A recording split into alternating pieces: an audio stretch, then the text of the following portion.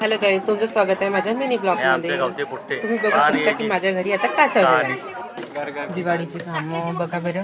मावशी कशी भांडे घासत आहे. उडे नाही तरी पतंग हो अशी उडवायची. त्या आमच्या इकडे कसं नहेर सुटला आहे तर तुम्ही एक नंबर पाणी आहे. येऊ शकते आंघोळ करायला, पण इथे नाही का कचराच बहुत आहे. याची बी पतंग नाही उडे तरी पतंग उडवायची किती कोशिश करते. हा किती नहेर सुटला तर आमच्या इकडे बाबा कसे कपडे धुवायला जातात, कपडे धुवून येते बघू शकत्या. पहिले हे कशी नक्कीच तर आहेत